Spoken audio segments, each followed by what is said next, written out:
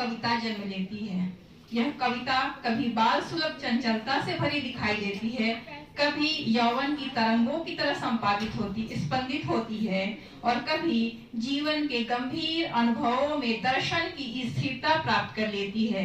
सुगंधित सोपान ऐसी ही विविध मन स्थितियों और अनुभवों का छंदबद्ध संग्रह है जिनमें जीवन के क्रमिक विकास की झलक दिखाई देती है।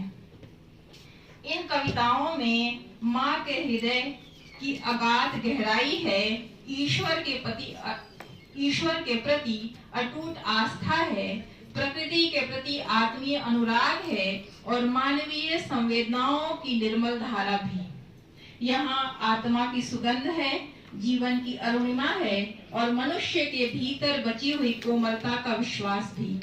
संग्रह का शीर्षक स्वयं अपने अर्थ में अत्यंत सार्थक है। सुगंध भावों की पवित्रता और सोपान निरंतर आगे बढ़ते रहने की साधना का प्रतीक। इस दृष्टि से यह शीर्षक कवयित्री की रचनात्मक यात्रा का रूपक बन जाता है। संग्रह का आमुख और प्राकथन विशेष रूप से उल्लेखनीय है। वे पाठक को केवल पुस्तक की विषय वस्तु से परिचित नहीं कराते, बल्कि कवयित्री की साहित्यिक यात्रा, संघर्ष और आत्मानुशासन से भी जोड़ते हैं। मंचीय कविता से मात्रा ज्ञान और छंद साधना की ओर उनका बढ़ना यह स्पष्ट करता है कि वे कविताओं केवल भावुक अभिव्यक्ति नहीं मानती, बल्कि उसे अभ्यास, अनुशासन और साधना से जोड़कर देखती हैं। उनका यह स्वीकार भाव और छंद का तालमेल कठिन रहा, उनकी ईमानदारी और सीखने की निरंतर जिज्ञासा को प्रकट करता है। हिंदी छंद शास्त्र की परंपरा में यमाता, राजभान, सलगा जैसे गणों पर आधारित लघु गुरु की संरचनाएं केवल शिल्प नहीं, बल्कि भाषा की लयात्मक स्मृति है। हिंदी भाषी समाज में छंद हमारी सांस्कृतिक चेतना का हिस्सा रहा है। दोहा, चौपाई, सवैया, गीतिका और द्रुत विलंबित जैसे अनेक छंद हमारे कंठ और स्मृति में आज भी जीवित हैं। दोहा छंद श्री गुरु चरण सरोज रज, चौपाई छंद जय हनुमान ज्ञान गुण सागर, द्रुत विलंबित छंद शिव हरे शिव राम सखे प्रभु, गीतिका छंद हे प्रभु आनंद द्याता ज्ञान हमको दीजिए, पंचावर छंद हिमाद्रि तुंग श्रृंग से प्रबुद्ध शुद्ध भारती, सवैया छंद मानुष हो तो वही रस खानी, बसों ब्रज गोकुल गांव के ग्वाली।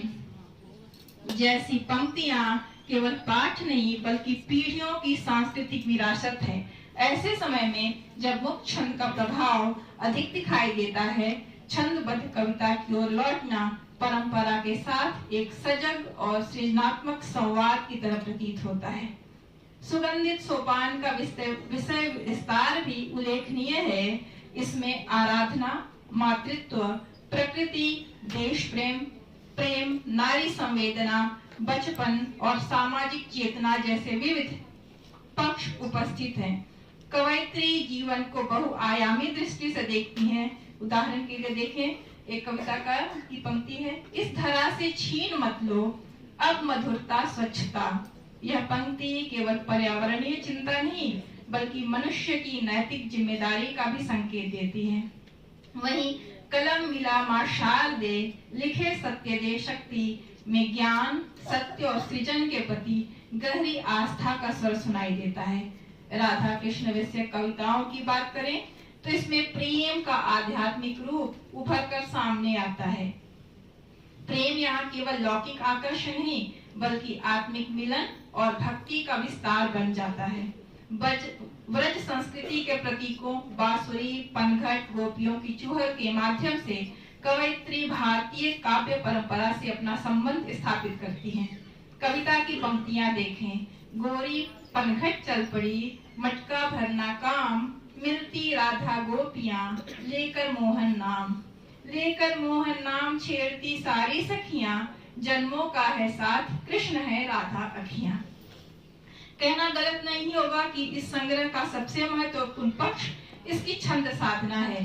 विभिन्न छंदों के प्रयोग से कवयित्री ने हिंदी काव्य शास्त्र की परंपरा को गंभीरता से आत्मसात करने का प्रयास किया है। यद्यपि कुछ कविताओं में विचार की गहराई अभी विकसित होने की प्रक्रिया में दिखाई देती है, फिर भी उनकी रचनात्मक प्रतिबद्धता उल्लेखनीय है। कई स्थानों पे सकारात्मकता का आग्रह कविता को प्रेरणात्मक स्वर देता है, किंतु साहित्य केवल आश्वासन का क्षेत्र नहीं, वह प्रश्न, बेचैनी और आत्ममंथन का भी संसार है। भविष्य में यदि यह वैचारिकी तीक्ष्णता और अधिक विकसित होती है तो कवयित्री की काव्य परंपरा और अधिक प्रभावशाली हो सकती है। आज हिंदी कविता में स्त्री स्वर का एक नया विस्तृत आकाश निर्मित हो रहा है, जो महादेवी वर्मा की प्रसिद्ध पंक्तियों विस्तृत नभ का कोई कोना मेरा ना कभी अपना होगा को नए अर्थों में चुनौती देता। आप यहाँ देख भी रहे हैं, सब स्त्री कवि यहाँ बहुत सारे विद्यमान हैं, तो वो रच रही हैं। तो शायद हमारी जो पुरखा महादेव वर्मा ने जो कहा है, तो कहीं ना कहीं को नए अर्थों में चुनौती देता है। समकालीन हिंदी स्त्री कविता में अब अपने लिए वह स्थान निर्मित कर लिया है जहाँ उनका स्वर केवल उपस्थित नहीं है बल्कि केंद्रीय विषय बनकर उभर रहा है। खुशबू बर्नवाल की कविताएं भी इसी विकसित होती स्त्री संवेदना का हिस्सा है। इस संग्रह का सौंदर्य केवल कविताओं तक सीमित नहीं है। देशना खुशराज बर्नवाल द्वारा बनाया सुंदर आवरण चित्र आकर्षित करता है। वरिष्ठ छंदकार दिनेश रविकर का छंदबद्ध आशय-वचन तथा प्रसिद्ध साहित्यकार डॉक्टर अशोक प्रियदर्शी का कथन पुस्तक को अतिरिक्त गरिमा प्रदान करता है। डॉक्टर प्रियदर्शी ने अपने प्राकथन में गोपाल दास नीरज का उल्लेख करते हुए लिखा है कि जिन्होंने छंद में कविताएं नहीं रची, उन्हें मैं कवि मानता ही नहीं।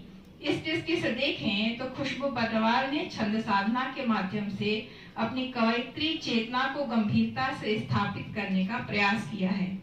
खुशबू बर्नवाल की कविताओं की विशेषता यह है कि उनमें कोरी कल्पना या अतिशयोक्तिपूर्ण भव्यता नहीं, बल्कि जीवन के यथार्थ से जुड़ी संवेदनाएं हैं। वे स्वप्निल और कृत्रिम संसार रचने के बजाय जीवन की व्यवहारिक सच्चाइयों को अभिव्यक्ति देती हैं। उनकी कविता सहज और स्वाभाविक बनने का प्रयास करती हैं।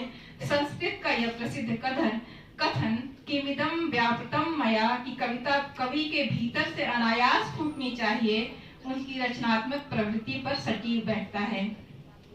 इस संग्रह से गुजरते हुए बार बार ये अनुभूति होती है, मीन की जो आंख को साधा यहाँ, मान अर्जुन सा निशाना आ गया, कर्म पथ पे जो सदा आगे बढ़ा, हाथ में उसके जमाना आ गया।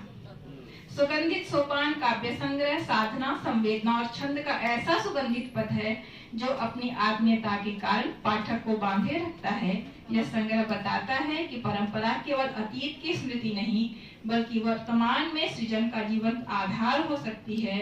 सुंदर और सार्थक काव्य सृजन के लिए कवयित्री खुशबू बर्नवाल सीपी को हार्दिक बधाई और शुभकामनाएं। उनकी यह सृजन यात्रा निरंतर चलती रहे। धन्यवाद।